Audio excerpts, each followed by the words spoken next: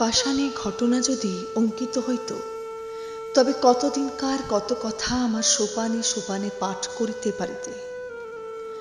পুরাতন কথা যদি শুনিতে চাও, তবে আমার এই ধাপে বইস, মনোযোগ দিয়া জলকল্লোলে কান পাতিয়া থাকো। বহুদিনকার কত বিস্তৃত কথা শুনতে পাইবে।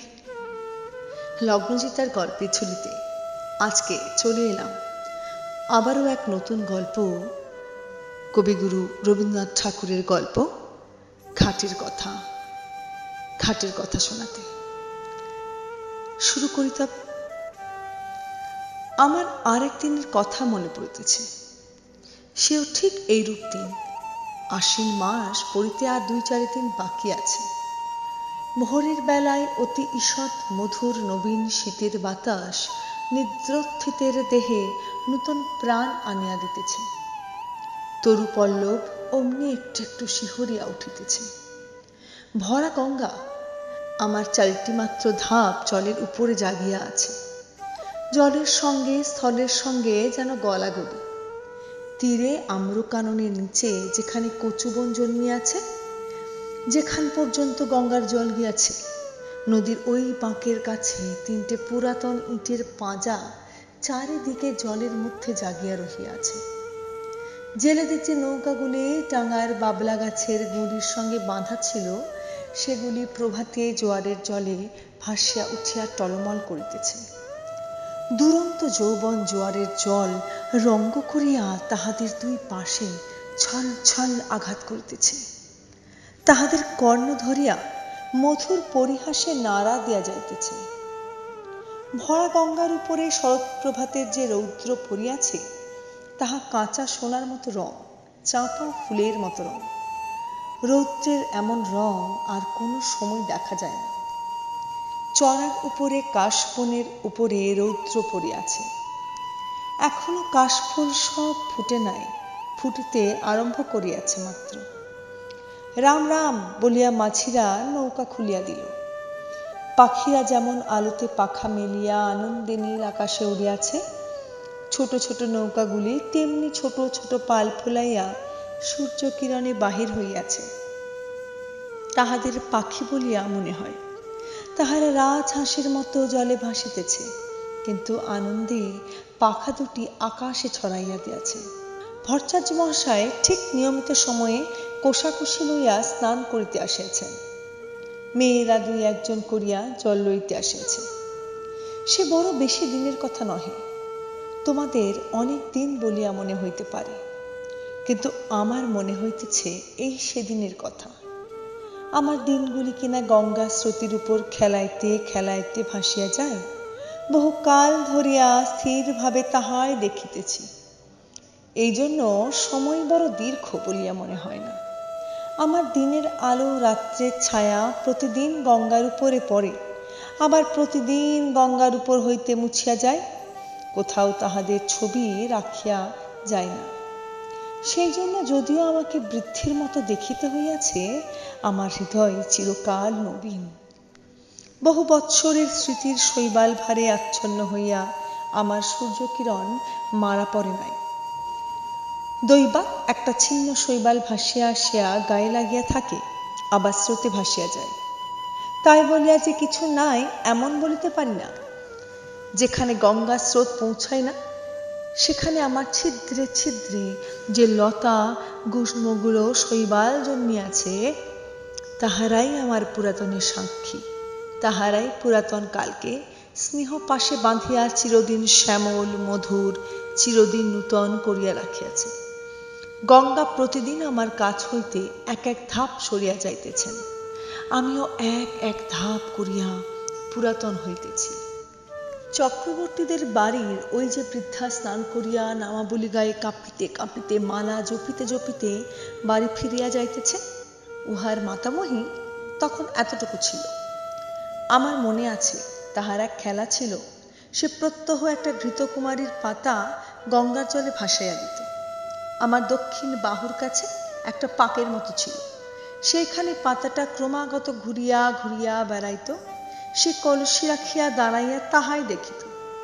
যখন দেখিলাম কিছুদিন বাদে সেই মেয়েটি আবার ডাগর হইয়া উঠিয়া তাহার নিজের একটি মেয়ে সঙ্গে লইয়া জল লইতে আসিল, সে মেয়েও আবার বড় হইল। বালিকারা জল ছুঁড়িয়া দুরন্তপনা করিলে তিনিও আবার তাহাদিগকে শাসন করিতেন ও ভদ্রোচিত ব্যবহার শিক্ষা দিতেন। তখন আমার সেই ঘৃতকুমারীর নৌকা ভাসানো মনে পড়িত ও বড় কৌতুক বোধ হইত। যে কথাটা বলিব বলে মনে করি সে আর আসে না। একটা কথা বলিতে বলিতে স্রোতে আর একটা কথা ভাসিয়া আসে। কথা আসে, কথা যায়, ধরিয়া রাখিতে পারি না। কেবল একটা কাহিনী সেই ঘৃতকুমারীর নৌকাগুলোর মতো পাকে পড়িয়া অবিশ্রাম ফিরিয়া ফিরিয়া আসে। তেমনি একটা কাহিনী তাহার পশা লইয়া আজ আমার কাছে ফিরিয়া ফিরিয়া বেড়াইতেছে। কখন ডোবে পাতাটুকুরির মতো সে অতি ছোট, তাহাতে বেশি কিছু নাই, দুটি খেলার ফুল আছে। তাহাকে ডুবিতে দেখিলে কোমল প্রাণা বালিকা কেবলমাত্র একটি দীর্ঘ নিঃশ্বাস ফেলিয়া বাড়ি ফিরিয়া যাইবে। মন্দিরের পাশে যেখানে ওই গোসাইদের গোয়াল ঘরের বেড়া দেখিতেছ, ওইখানে একটা বাবলা গাছ ছিল। তাহারই তলায় সপ্তাহে একদিন করিয়া হাট বসিত। তখনও গোসাইরা এখানে বসতি করে নাই। যেখানে তাহাদের চণ্ডী মণ্ডপ পড়িয়াছে ওইখানে একটি গোল পাতার ছাউনি ছিল মাত্র। ওই যে অশ্বত্থ গাছ আজ আমার পঞ্জরে পঞ্জরে বাহু প্রসারণ করিয়া সুবিকট সুদীর্ঘ কঠিন অঙ্গুলি জালির ন্যায় শিকড়গুলির দ্বারা আমার বিদীর্ণ পাষাণ প্রাণ মুঠা করিয়া রাখিয়াছে, এ তখন এতটুকু একটুখানি চারা ছিল মাত্র। কচি কচি পাতাগুলি লইয়া মাথা তুলিয়া উঠিতেছিল। রৌদ্র উঠিলে ইহার পাতার ছায়াগুলি আমার উপর সমস্ত দিন ধরিয়া খেলা করিত। ইহার নবীন শিকড়গুলি শিশুর অঙ্গুলির ন্যায় আমার বুকের কাছে কিলবিল করিত। কেহ ইহার একটি পাতা ছিঁড়িলে আমার ব্যথা বাজিত। যদিও বয়স অনেক হইয়াছিল, তবু তখনও আমি সিধা ছিলাম। আজ যেমন মেরুদণ্ড ভাঙিয়া অষ্টাবক্রমের মতো বাঁকিয়া চড়িয়া গিয়াছি, গভীর ত্রিবলিরেখার মতো সহস্র জায়গায় ফাটল ধরিয়াছে। আমার গর্ভের মধ্যে বিশ্বের ভেক তাহাদের শীতকালে সুদীর্ঘ নিদ্রার আয়োজন করিতেছে, তখন আমার সে দশা ছিল না। কেবল আমার বাম বাহুর বাহিরের দিকে দুইখানি ইটের অভাব ছিল। সেই গর্তটির মধ্যে একটা ফিঙে বাসা করিয়াছিল। ভোরের বেলায় যখন সে উসখুস করিয়া জাগিয়া উঠিত, মৎস্যপুচ্ছের ন্যায় তাহার জোড়াপুচ্ছ দুই চারিবার দ্রুত নাচাইয়া শীষ দিয়া আকাশে উড়িয়া যাইত, তখন জানিতাম কুসুমের ঘাটে আসিবার সময় হইয়াছে। যে মেয়েটির কথা বলিতেছি, ঘাটের অন্যান্য মেয়েরা তাহাকে কুসুম বলিয়া ডাকিত। বোধ করি কুসুম তাহার নাম হইবে। জলের উপরে যখন কুসুমের ছোট ছায়াটি পড়িত, তখন আমার সাধ হইত সে ছায়াটি যদি ধরিয়া রাখিতে পারি, সে ছায়াটি যদি আমার পাষাণে বাঁধিয়া রাখিতে পারি, এমনি তাহার একটি মাধুরী ছিল। সে যখন আমার পাষাণের উপর পা ফিরিত ও তাহার চারিগাছি মল বাজিতে থাকিত, তখন আমার শৈবাল গুল্মগুলি যেন পুলকিত হইয়া ওঠে। কুসুম যে খুব বেশি জলে খেলা করিত বা গল্প করিত বা হাসি তামাশা করিত তাহা নহে। তথাপি আশ্চর্য এই, তাহার যত সঙ্গিনী এমন আর কাহারও নয়। যত দুরন্ত মেয়েদের তাহাকে না হইলে চলিত না। কেহ তাহাকে বলিত খুশি, কেহ তাহাকে বলিত খুশি, কেহ তাহা বলিত রাক্ষসী, তাহার মা তাহাকে বলিত কুসুমী। যখন তখন দেখিতাম কুসুম জলের ধারে বসিয়া আছে। জলের সঙ্গে তাহার হৃদয়ের সঙ্গে বিশেষ যেন কি মিল ছিল। সে জল ভারী ভালোবাসিত। কিছুদিন পরে কুসুমকে আর দেখিতে পাই না। ভুবন আর স্বর্ণঘাটে আসিয়া কাঁদিত। শুনিলাম তাহাদের খুশি খুশি রাক্ষসীকে শ্বশুরবাড়ি লইয়া গিয়াছে শুনিলাম। যেখানে তাহাকে লইয়া গেছে সেখানে নাকি গঙ্গা নাই। সেখানে আবার কারা সব নূতন লোক, নূতন ঘর বাড়ি, নূতন পথঘাট। জলের পদ্মটিকে কে যেন ডাঙায় রোপণ করিতে লইয়া গেল। ক্রমে কুসুমের কথা একরকম ভুলিয়া গেছি। 1 বৎসর হইয়া গেছে।